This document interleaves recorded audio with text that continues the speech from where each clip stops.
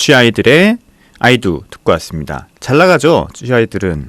왜냐면 정체성이 확실하니까. 쥐아이들이라고 하는 걸그룹의 정체성은 확실하지 않습니까?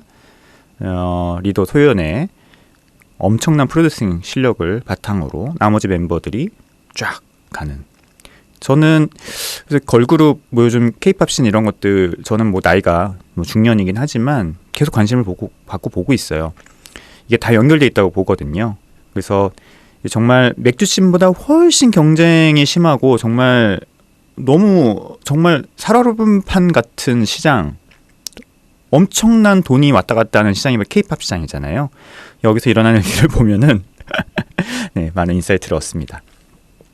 자, 네, 맥주 뉴스 얘기 그만하고요. 우리 맥주 사전 너무 오랜만이어서 이야기를 좀 해보죠. 첫 번째 얘기가 고제예요. 고제는 할 얘기가 많죠. 할 얘기가 많고 라이프찌히를 2번이나 갔다 왔고 고제 마시러 갔다 왔고 그 얘기 해드리면 또 한도 끝도 없는데, 그리고 저 지금 독립맥주 공장에 고제를 팔고 있거든요. 리터고추 고제를 팔고 있기 때문에 고제는 잘 알고 있는 맥주입니다. 읽으면서 간단하게 포인트만 정리하도록 하죠. 고제는 독일의 전통 맥주 중에서 아주 특별한 맥주다. 여러 가지 이유가 있지만 고제는 다른 독일 전통 맥주와는 달리 라거가 아닌 에일이다. 라거보다 훨씬 오래된 맥주죠. 1000년이 넘은 맥주니까 기원으로 따지자고 하면. 흥미롭게도 고제는 독일에서 종교와 같은 맥주 순수령을 바닥에 던져버린 맥주이다. 맥주 순수령을 바닥에 던졌다기보다는 맥주 순수령이 오히려 건드리지 못했죠. 라이프찌히 고제를. 라거의 침략을 견뎌낸 맥주 스타일이라고 할 수 있죠. 오히려 밀 50%와 락토바실러스가 주는 신맛, 소금과 향신료가 포함되었기 때문에 고제는 우리가 독일하면 주로 생각나는 라거나 필스너가 아니라 베를리너 바이스와 닮았다. 그럴 수밖에 없는 게 고제는 천년의 역사를 갖고 있지만 계속 이어진 게 아니고 죽었다가 부활하고 이랬던 맥주예요. 복원된 맥주죠. 복원된 맥주. 그런데 그때 복원을 했었을 때 도와준 양조장이 베를리너 바이스의 양조장이었어요. 슈나이더였던 것 같은데, 슈나이더 바이스 그 슈나이더가 아니고 베를린에 있었던 슈나이더. 그리고 이제 그 슈나이더 양조장의 대표가 1999년일 거예요. 1999년에 지금 라이프찌히 고제, 리터고추 고제 말고 라이프찌히 고제를 만든 사람입니다. 그러니까 1990 독일 고제, 그러니까 라이프찌히 고제가 2개가 있는데 하나가 라이프찌히 고제가 있고 하나가 리터고추 고제가 있어요. 시기는 똑같아요. 1999년. 만든 사람은 좀 다르고 위치도 좀 다르거든요. 그런데 또 스타일 좀 다릅니다. 라이프찌히 고제는 그렇게 신맛이 나지가 않아요. 신맛이 거의 안 난다고 보는 게 맞을 거예요. 제 기억으로는. 그리고 짠맛도 거의 안 나고. 하지만 라이프찌히 고제라는 것도 있어요. 그걸 만든 사람이 바로 이 베를리너 바이스의 양조장을 운영했던 사람이에요. 그리고 리터고추 고제는 좀 다르죠. 리터고추 고제는 틸로 야니헨이라는 사람이 다시 부활시킨 맥주인데 과거에 사라졌던 리터고추를 다시 복원한 거죠. 그런데 이 사람은 자기 양조장이 없어요. 라인브란츠 양조장에서 위탁 양조를 하고 있습니다. 그래서 좀 더 자세하게 얘기해 드리면은 복잡하긴 한데, 어쨌든 지금 라이프찌히에 있는 고제 중에 고제가 있는데, 라이프찌히 도시에서 만드는 고제는 아까 말씀드린 라이프찌히 고제예요. 이 고제도 역시 오리지널 고제와 연관이 있긴 합니다.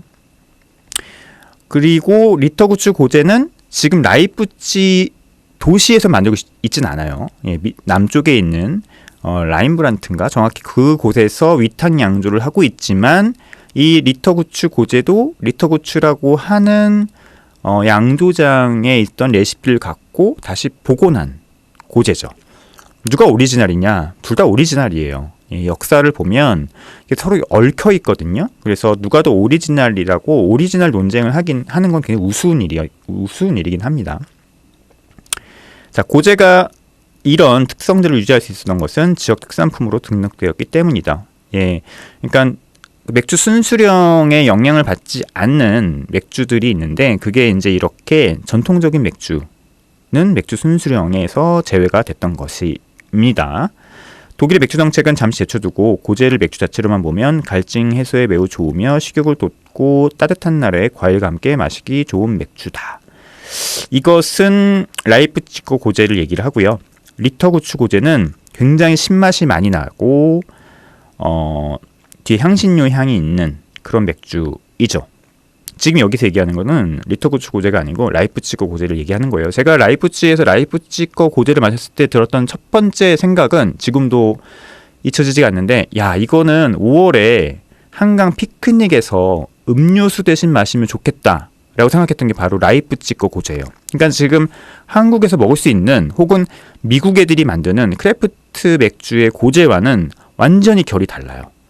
그래서 우리가 고제를 꼭 리터구츠 고제로만 판단하는 것도 약간 조금 문제가 있다. 그렇습니다. 라이프치거 고제가 한국에 지금 수입이 안 돼서 그런데, 만약 라이프치거 고제가 한국에 수입이 된다고 하면 아마 한국에서 고제를 드시는 분들의 어떤 관점도 조금 바뀔 수 있을 겁니다. 전통 고제와 크래프트 브루어리들이 만들어내는 고제의 차이점을 비교해 보는 것도 매우 재미있는 일이다. 그쵸? 전통 고제도 두 가지가 있고, 이 두 가지 차이점을 비교하는 것도 굉장히 재미가 있고, 또 크래프트 맥주에서 만드는 고제와도 비교해 보는 것도 굉장히 재미가 있는 일이고요. 미국 크래프트 맥주 고제들은 굉장히 짠맛을 많이 강조를 했어요. 어쩔 수 없이. 조금 마시기 좀 쉽진 않죠.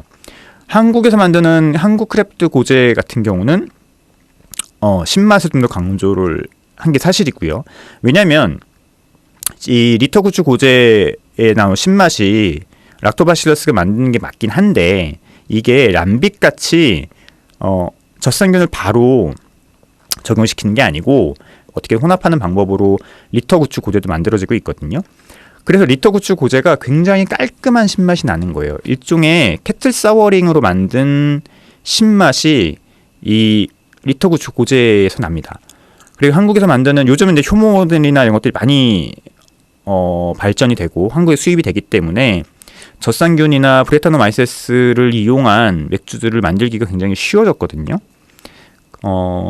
그러다 보니까 이 깔끔한 신맛이 나는 맥주들이 많은데, 사워 에일들이 많은데, 리터구츠 고제도 그렇게 만들어지고 있어요. 그리고 한국에서 만들어지는 많은 고제라고 불리우는 것들도 역시 이렇게 좀 깔끔한 신맛을 내고 있다. 근데 소금을 넣잖아요. 고제 여기서 이제 안 나오는데, 원래 고제의 핵심적인 이 특징은 소금이에요. 소금을 넣는 게 전통적인 고제의 모습이죠. 그리고 뭐 크래프트 고제도 마찬가지고. 그런데 이 짠맛이, 소금의 짠맛이 맥주 전체적인 향미에 영향을 주면 솔직히 상업적으로는 문제가 생깁니다. 마시기 굉장히 힘들어지거든요. 그래서 소금을 넣되 맥주에서 짠맛이 올라온다라고 느끼기는 좀 힘들 수 있어요. 오히려 신맛이 좀 강조가 되면 거기서 짠맛과 혼동되는 경우들이 꽤 있기 때문에, 굳이 얘기를 하면 짠기가 좀 느껴지네요 라고 얘기를 하지만 그렇지 않은 경우들도 꽤 있다. 그리고 고제 제가 지금 팔고 있잖아요. 솔직히 말씀드리면 대부분의 사람들이 호기심으로 마셔보고 마시기 힘들어 하시는 분들이 굉장히 많아요. 그런데 이걸 그냥 드리는 것보다 저는 이 고제를 주문하신 분한테 항상 가서 설명을 해드리거든요. 항상 가서 매번 고제를 주문하실 때마다 저는 고제를 들고 가서 이 맥주는 설명이 좀 필요한 맥주입니다 라고 해서 설명을 해드려요. 그럼 대부분의 거의 100%의 고객들이 제 말씀에 귀를 기울입니다. 이게 비어 소믈리의 역할이기도 하죠. 그래서 이 맥주의 특징과 기원을 한 짧게 한 15에서 20초 정도로 설명을 해드려요. 그러면 그 얘기를 듣고 이 맥주를 먹잖아요. 드시잖아요. 거의 다 마십니다. 물론 다시 주문하시는 분들은 거의 드물긴 하지만, 이 맥주의 가치를 알고 먹는 것과 아닌 것은 차이가 있더라라는 거예요. 제가 현장에서 이 맥주를 팔아보면서 느끼는 점이고 또 잘 팔고 있습니다. 그러니까 이게 맥주를 파는 사람이 엄청나게 중요하다는 거예요. 현장에서. 그래서 펍을 하시거나 아니면은 좀 특이한 맥주나 비싼 맥주를 파시는 분들은 이게 반드시 필요해요. 그냥 맥주 던져주고 고객들한테 던져주고 가시는 게 아니고 맥주를 들고 가서 당신이 굉장히 귀한 맥주를 시키셨다. 이 맥주는 굉장히 마시기 힘든 맥주야. 왜? 이런 것 때문이야를 설명해 주는 게 현장에서 비싼 맥주와 귀한 맥주와 마시기 힘든 맥주를 고객들한테 전달해 주는 굉장히 중요한 부분이에요. 예, 이 부분 되게 중요합니다. 저는 매번 설명해요. 한 15초 정도 이 맥주에 대해서. 그리고 비어 소믈리에 역할이죠. 뭐 말은 비어 소믈리에 하는데 현장에서 비어 소믈리에 역할을 하는 부분들이 굉장히 쉽지 않거든요. 그런데 비어 소믈리에 역할이 뭔가요? 비어 소믈리에 역할은요, 맥주를 많이 파는 역할이에요. 비어 소믈리에가 맥주를 많이 알고 맥주 지식을 많이 알고 뭐 전파하고 이게 비어 소믈리에가 아니에요. 이거는 비어 소믈리에 이전에 있는 와인 소믈리에를 보면 알 수 있어요. 제가 비어 소믈리에 뭐 국내 대회 또 해외 대회도 갔다 왔잖아요. 그리고 한국에서 열리는 와인 소믈리에 대회도 가끔씩 참관해 봅니다. 제가 초청을 받거든요. 저는 맥주 소믈리에를 선발하는 방식과 와인 소믈리에를 선발하는 방식이 완전 달라요. 저는 그래서 물론 맥주 소믈리에도 되게 뭐 중요한 가치긴 한데 저는 와인 소믈리에 오랜 전통을 가진 와인 소믈리에 모습에서 비어 소믈리에들이 많이 좀 배워야 된다고 생각하고 있어요.